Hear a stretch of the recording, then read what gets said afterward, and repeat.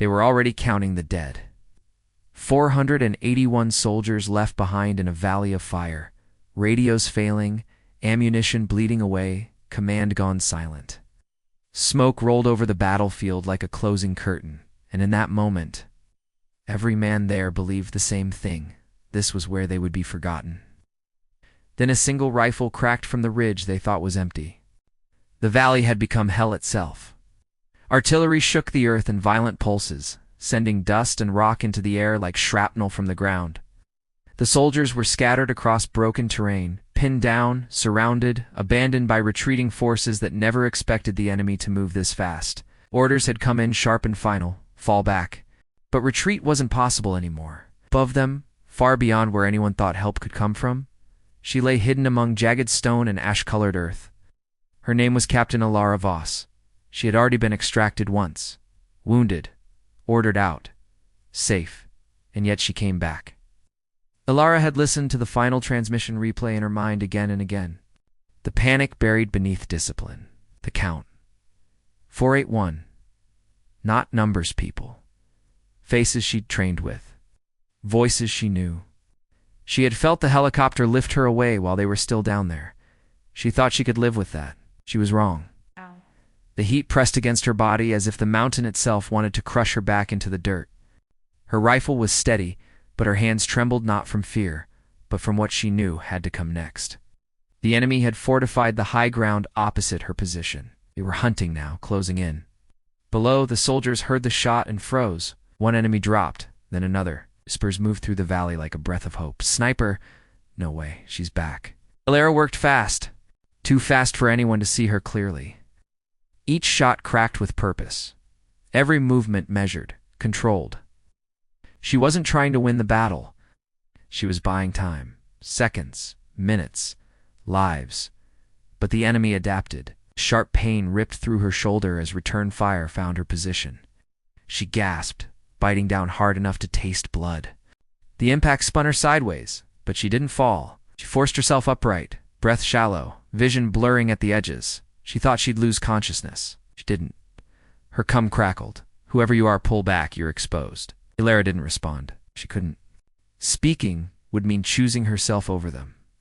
The enemy realized what she was doing. Fire concentrated on her ridge. Explosions tore stone apart.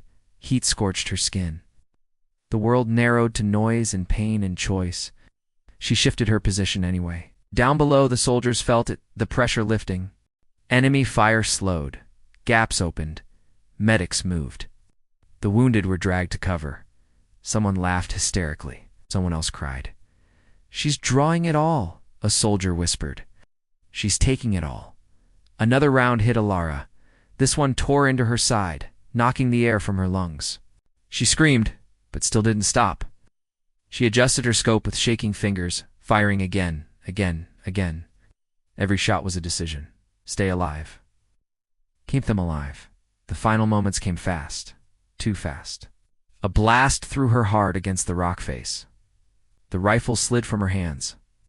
The sky spun, black creeping into the edges of her vision. For a heartbeat, she thought this was it. Then she heard it. Helicopters. The sound cut through the smoke like a promise kept too late. But not too late. Extraction birds roared into the valley as the enemy broke ranks under overwhelming fire. The soldiers surged forward together, moving like a single tide, covering one another, lifting the wounded, retreating not in fear, but in survival.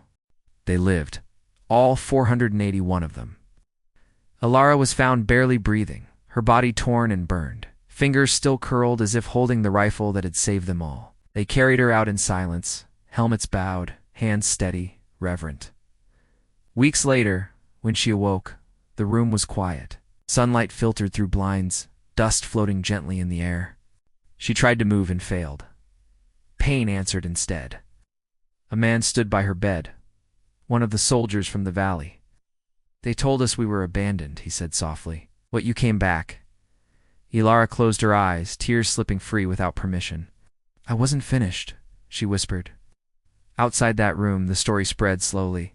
No headlines, no speeches, just quiet understanding among those who knew what sacrifice really meant. Because courage doesn't always survive unscathed. Sometimes it bleeds so others don't have to. Because kindness doesn't vanish, it waits, and it finds its way back. And somewhere in a valley once filled with fire, 481 soldiers breathed easier because one woman chose not to walk away. If this story moved you, leave a comment telling me where you're listening from. And subscribe to Whispered Words for more unforgettable mission stories, because some acts of courage should never be forgotten.